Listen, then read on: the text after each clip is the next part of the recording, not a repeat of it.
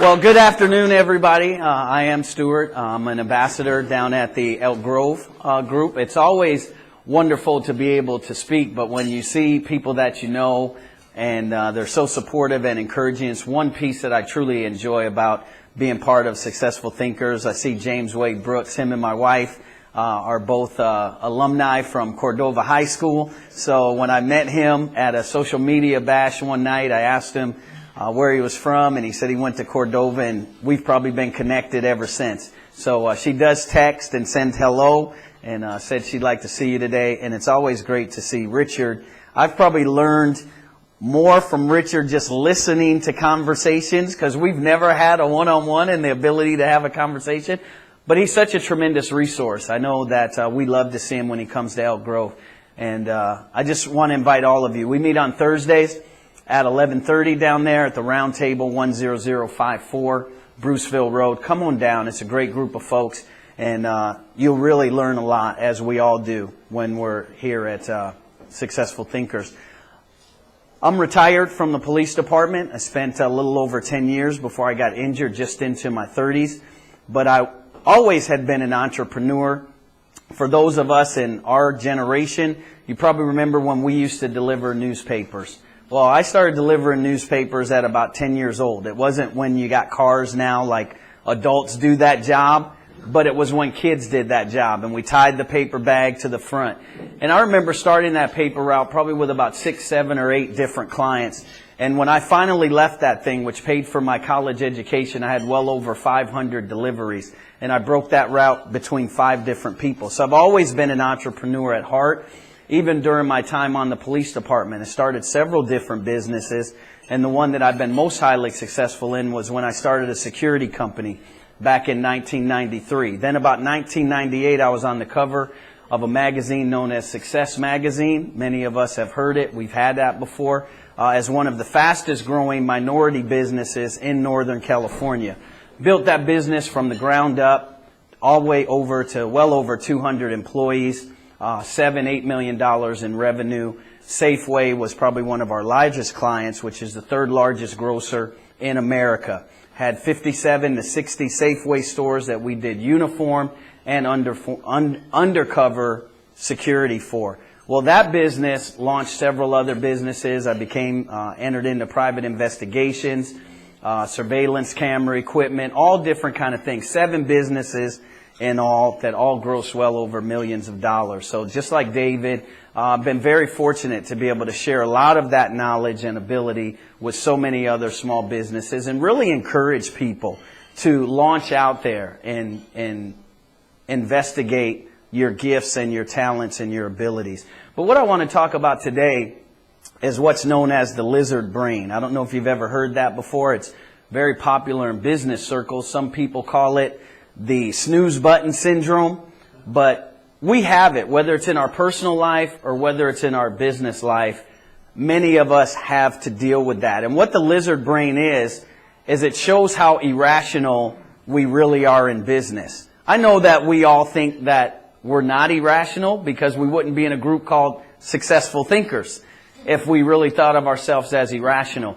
But sometimes when you look at it and you backtrack and you look over your track record, you'll see how you've even self-sabotaged your own dreams. You've self-sabotaged your own vision. And the closer things get to making a move and making things happen, we find some kind of way to put the emergency brake on and stop that. When really we get a thought, we get an idea, we get a vision, and psychologists will tell you that if you don't do something within the first 5 seconds of getting that idea or that thought, either write it down, speak into a microphone. We all talked about technology. We all have voice notes on our phone. It's that simple. I mean, I have that thing next to my bed. I can't tell you how many ideas come to me in the middle of the night when I'm getting an elbow from my wife. Would you go back to sleep while I'm over there putting voice notes into my phone? Because we have these things, and if we don't move on them, generally within 5 seconds, that thing goes away. Now listen to this statistic. Over 1/3, this is a recent survey done by the Wall Street Journal. Over 1/3 of Americans are dissatisfied with their lives. That's well over 100 million people.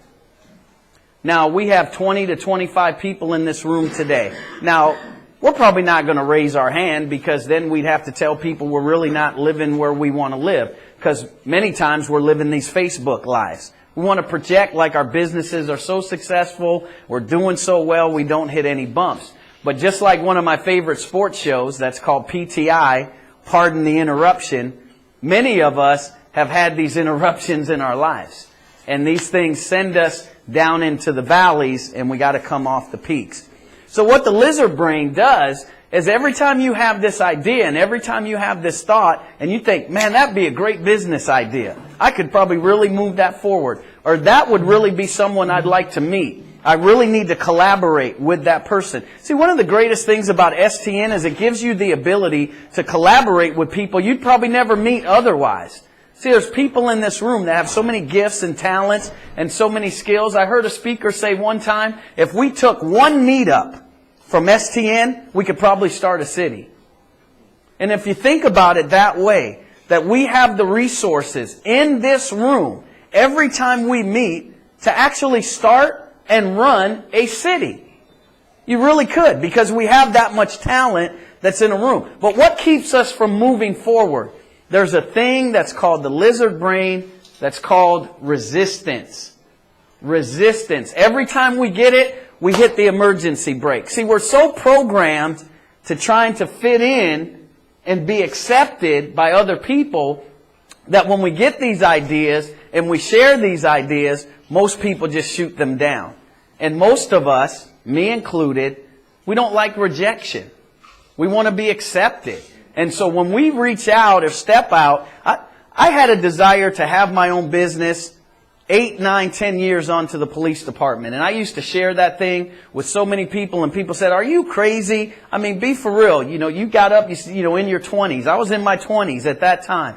And, we just didn't make the kind of money that people made at that time being 20 years old. I was 24 years old, made more money than my father ever imagined making in his life. Why? Because we had overtime, we had court time, we had all those kind of things. And people said, why would you leave that? You got 100% health and medical, you got a great retirement, but you ever know how it feels to put a square peg in a round hole? It just doesn't work. No matter what kind of jobs you have, it just doesn't work because you have this entrepreneurial mindset. But what keeps us from moving those things forward? When you really look at it, I think it's probably somewhere in the area of 1 in 400 trillion is the difference in our DNA. Do you get that? 1 in 400 trillion. So we have to understand that we were born, created, designed for this certain time in our life. Many times we look back and say, man, I wish I would have been born in the 40s. I wish I could go back to being a teenager. I wish I could live somewhere else. Boy, if I was born in Paris. Man, you were born where you were born for a specific design in your 1 in 400 trillion. Do you really look in the mirror and look at yourself as that person that's really one of a kind? Or do we look at ourselves like, let me just fit in to how things are supposed to be? And many times, it's what keeps our businesses kind of stagnant. It keeps them... There's a reason why Apple is Apple, right? While they're launching new products and doing new things, other businesses are saying, hey, we need to have a meeting. And what happens in your meeting? You're delaying moving forward. While they're launching new things and designing new things, what are we saying? Hey, you know what? It's really time to go to lunch. Hey, maybe I should meet with... Well, you know what? They probably don't have time for me. Hey, maybe I should call... You know what? They probably don't have time for me. They don't know me. How do I get past the gatekeeper? How do I get past that secretary? But I'm telling you, one of the great things about STN is your ability to collaborate. That's what moves our businesses forward. We can't be islands. We can't operate by ourselves. What's one of the culture themes that we have here? Know one another, like one another, trust one another, right? Well, When we build that relationship with one another, it's easier for me to sit down and to do business with you. I may never do business with anybody that's in this room today, but I don't know who you know that I may end up doing business with. See, many times those kind of things, why aren't we setting up one-on-ones every day? Why don't we do that? Because we sabotage ourselves. And we really hit the snooze button and say, well, it's too uncomfortable. We have these nice comfort zones that we love to operate in. We want to be around people who look like us. We want to be around people who think like us. We want to be around people who are in the same business that we're in. And it just doesn't work that way. You really have to push yourself to get out of that comfort zone. And they even put a name to that. It's called activation energy.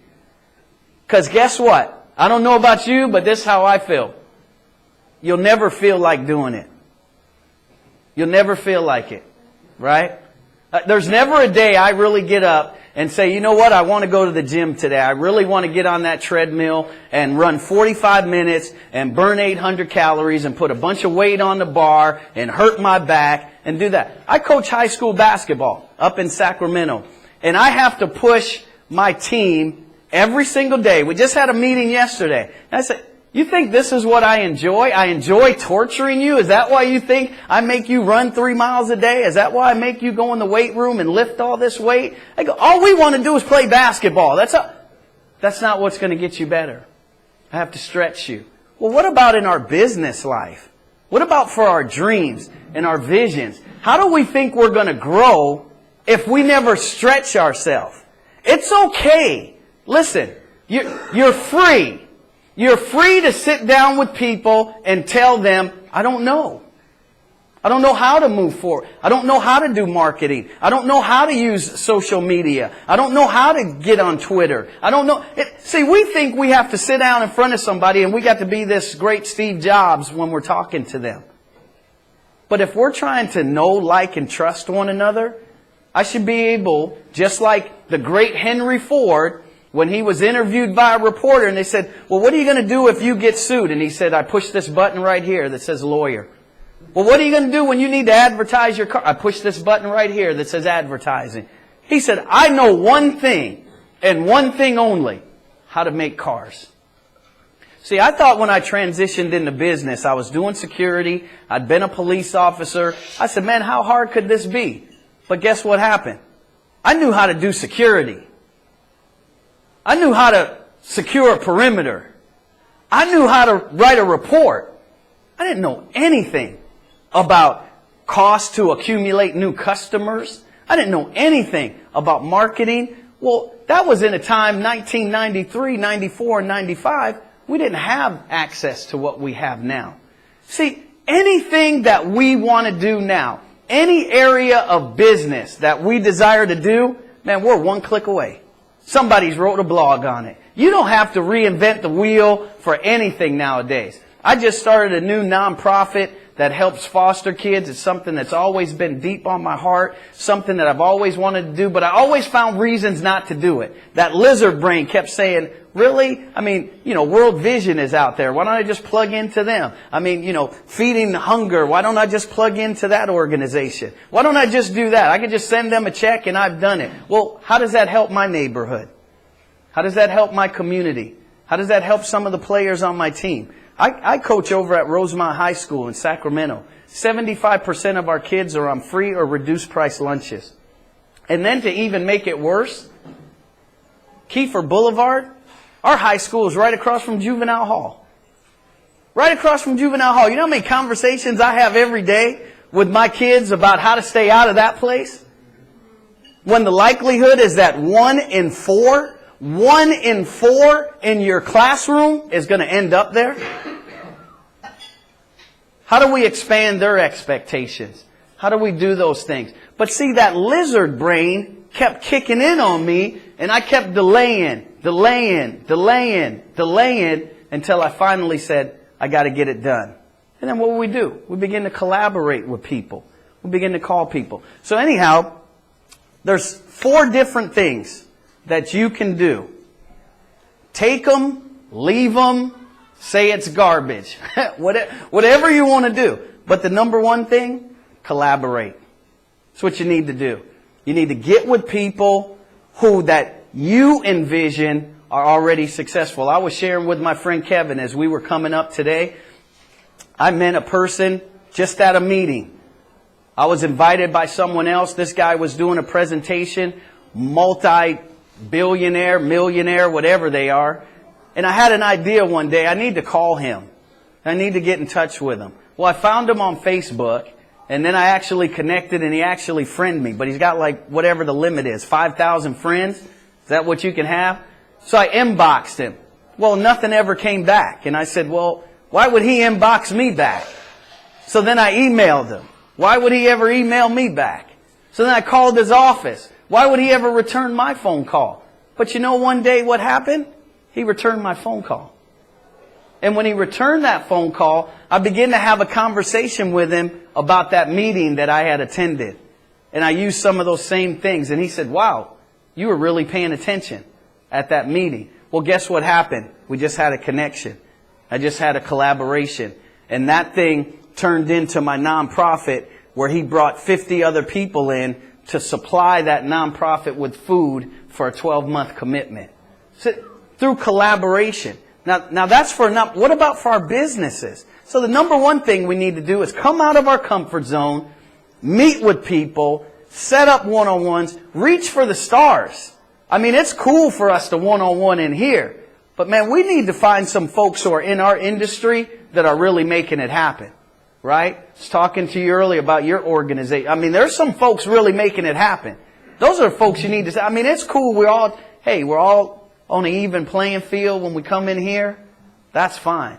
But we really need to reach up and really see how we can connect with people on another level. But guess what happens? Our lizard brain kicks in. That emergency brake comes on and says, who are you kidding? You really think you can pull that? Why couldn't you pull that off? You're 1 in 400 trillion. Why couldn't you pull that off? I mean, really? You are really a fantastic person. But what happens, you look in that mirror and you say, well, I mean, I'm okay. I mean, that's a good idea. It's not a great... You ever watch the show Shark Tank?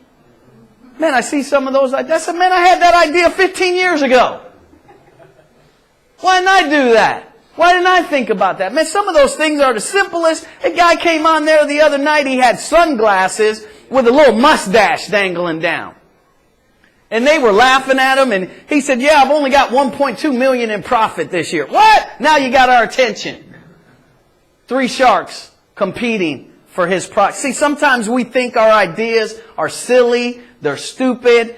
They would get rejected. But no matter how many times we get rejected, it doesn't stop the next idea. We just got to move forward. So number 1, collaborate. What's number 2? Set what we call stretch goals. Stretch goals are something that we look at way down the road. Next year, 10 years, 15 years. I was sharing with someone earlier when we were just talking. We had a guy come down and speak to our group about 2 weeks ago. And we were talking about his goals and objectives. And, you know, I said, where do you see yourself like in 15 years? And he said, man, I'm a painter. I'm an abstract painter. And so I set a goal for myself that I will have 25 of my paintings in the lobby of 25 of the world's greatest buildings. You talk about a stretch goal. Wow. You want to have 25 of your paintings in the lobby of 25 of the world's greatest, because he's an architecture major, of 25 of the world's greatest buildings? What kind of goal is that? And I said, well, how'd you move forward on that? Because we talk about stretch goals, intermediary goals, and immediate goals. He said, the first thing I did is I went out and got a coach. See, many times we don't like to have a coach. Now, you don't always... David stood up and said, hey, I'm just giving back. I like to help people. You don't always have to pay. See, we think it's always going to cost us money. Sometimes you can barter with people. You don't know what a person has until you sit down with them, talk to them, and you can actually move some people emotionally to want to help you. And then you sit down and say, well, you know what? if you sit down and consult with me and help me make my business plan and craft that out, this is what I can do for you. My friend Kevin's here today. He's just started a barbecue business. He's got fabulous barbecue. This and that. Every time you sit down with me, I'm going to cater one of your lunches. That's collaboration. Doesn't cost you anything. Doesn't cost him anything. And you both benefit. You see, I'm just using them as an example, but all of us in here have barterable skills. So that's how we collaborate. That's how we set our stretch goals. Then after we set those stretch goals, we need intermediary goals, right? Because what's a dream without goals? Just taking a walk, right? I'm wishing, I'm hoping, maybe this will happen. Well, successful people, when you track their life, it didn't just happen. This is one of the misnomers that I fell in my business. After about 3 years, when we were already probably cracked $5 million in business. Anybody ever been to Boston before? Richard? Oh, okay. You know how those roads are all crooked like that in the countryside? I always wondered, why are those roads so crooked like that? I mean, why wouldn't they make a straight road, right? Well, because they already had trails and they already had paths. So what they did is instead of digging those up and making straight, they just paved over them, right? They just paved them. So you got from point A to point B by going on this wavy road when you could have went straight. Well, that's what happened to me in business. I got to the bottom. I said, wow, my business is really successful. But then I tried to trace, how did I get here? Well, I was way over there. I was way over there. We went through this down here. We went over. If I was trying to make that a franchisable business, then it would have probably took me years to define. So what I began to do is start making duplication my goal. I said, I got to duplicate everything from the time those administrators walk in the front door. What do? Put the key in the door. See, sometimes we don't even like to deal with the simple steps. Because you may hire somebody and they say, how do we get in the morning? Oh, I left that part out. Because you'll be surprised how many folks, if they get to an office and the door is locked, how many folks will go home? Yeah, you know what I'm talking about. That's why you laughed, right? Because folks aren't going to sit there and try to figure out your problem. They say, well, office is closed. I'm supposed to be here at 8. Nobody's here. See ya. Then you're calling them at 8:30. Hey, where are you at? Hey, I got there. The office was closed. See, all that's got to be duplicatable. So we see that intermediary goals. Then you have the last thing, immediate goals.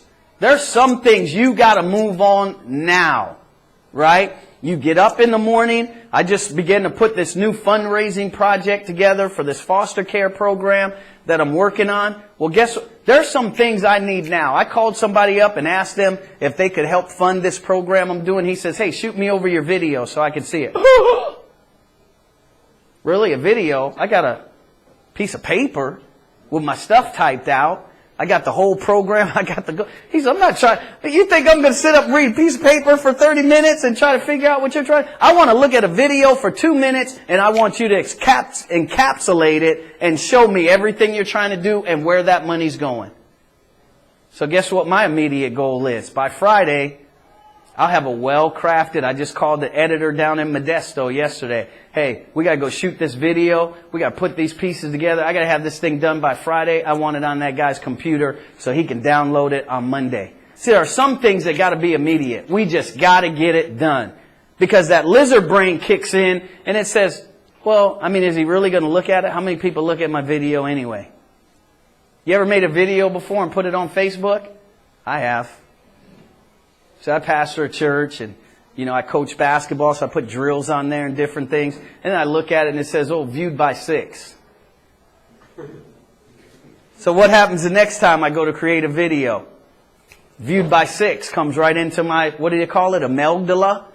Isn't that what it is that retains that information in our brain? So I go to shoot a video and then I say, viewed by 6. Well, you know what that just did?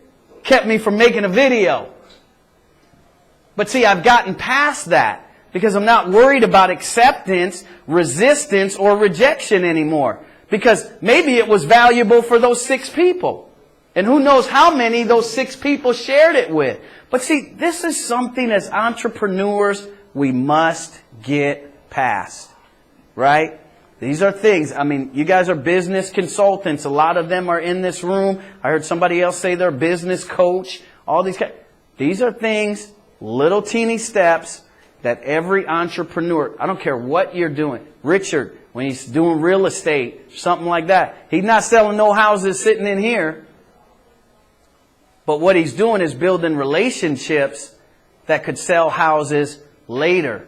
See, when you come in here, this room, with the mentality, I wonder, how many people came in here this morning with the idea they was going to sell something to someone? I always have that idea, though. Okay. Well, how many came in here knowing they were going to buy something today? Right. You see, so it's not that kind of meeting where we're here to sell a service. What it is, it's to build relationships. So, I mean, whatever your purpose, that's why I'm involved in STN. It's all about building relationships.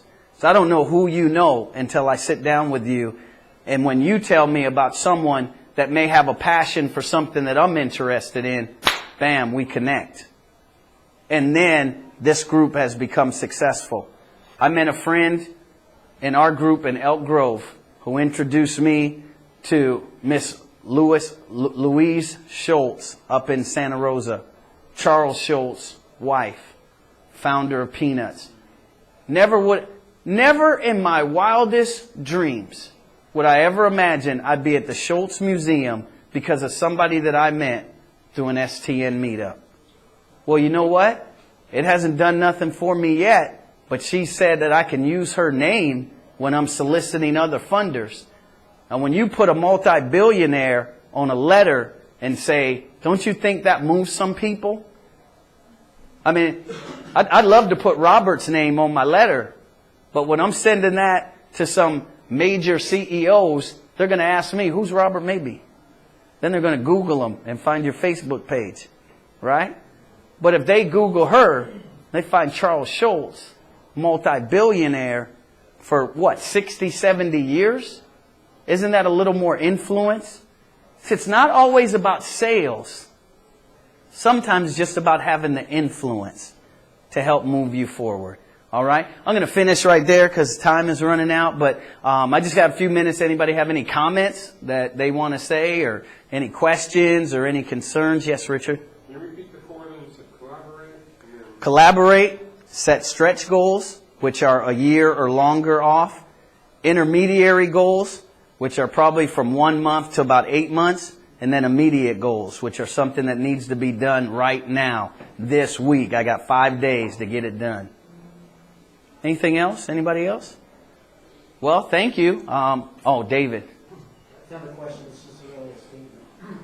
I want to thank you for what you said because I thought everything that you said really good. A lot of things that you said reminded me of what my father taught me doing business. And it's really a lot about basics.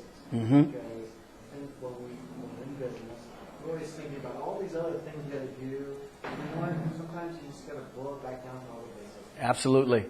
Absolutely. And I said before, I coach high school basketball. What's the one thing that we do every day? Drills. And you know what they always say? Coach, can we scrimmage today? Can we just play? Can we just pick? No. Because you don't learn anything by playing. You learn it by nailing down the fundamentals. And I was sharing with my friend Kevin on the way. We all might do it a different way because we all have different distinct personalities. But there are basic core concepts in being successful in business. Now, some of them, me, because I've been bankrupt twice, learn it the hard way. But I'm telling you, if I had some of the resources in 98 and 2000 that I have access to now, man, I never would have been bankrupt. And I probably would have been set for the rest of my life. But if we don't take advantage of the resources that we come and sit with every single week, then the resources in this room are no more beneficial to you than the hobo that's riding the train across the country. Because if you never reach across the table and you never invest in spending time with that person, it's never going to benefit you. And your business may be okay, but I don't know about you. I'm beyond doing okay business. Some of you are the same age as me in this room. Hey, I don't have time to make more mistakes. My time's running out. I don't have time to go through another bankruptcy or to spend 5 years trying to figure something out. My stuff's got to happen now so that we can enjoy all the work that we've put in to this point. Why go through all these series in life to get to where we're just okay? See, that's one of the worst terms. I'm fine. I'm okay. Some of the worst terms we can even use. Because we may use it with other people, but the problem is we use it with ourselves when we look in the mirror. I mean, I'm okay. Really? I get up every day and I say, you know what? I'm not okay being 28 pounds overweight. I have a goal weight. I'm not okay with that. Well, is me sitting on the couch eating bonbons and ice cream getting that 28 pounds off of me? No. But what do I tell myself every morning? I mean, really, I really don't have to work out today. I mean, I'm okay. No, I'm not. Is your business really producing every week, every month, what you want it to produce? Well, I mean, I'm okay. I'm making all right. Really? That's where you want to be? That's where you want to stay?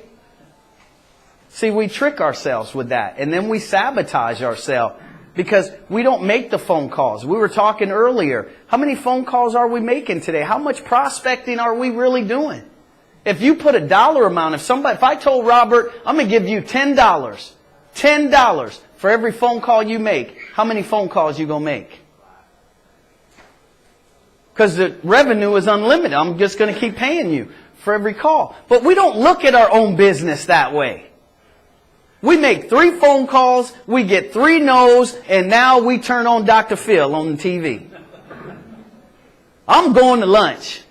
See, but if we knew every time I dial this phone, I'm making money. So regardless if I make 50 calls, something's going to pan out. But what do? Well, that's enough prospecting for today. I mean, it's not working anyway. See how quick that lizard brain kicks in? Because I know many of you, we got to make connections, right? You're doing insurance. You're selling, right? You got to be out there prospecting. So we got to get it done.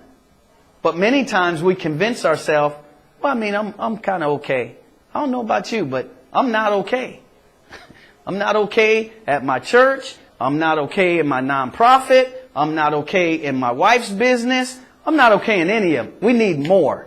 We need more so we can do more, we can serve more, we can help more. That's why we need more. So sitting back on the couch watching TV is not accomplishing what I'm trying to get done. Okay? Hey, thank everybody so much. When you have a chance, come on down to Elk Grove. Visit our Elk Grove chapter. We meet at 11:30 on Thursdays at the Round Table Pizza, 10054 Bruceville Road. Also another great group of people down there. Thank you so very much.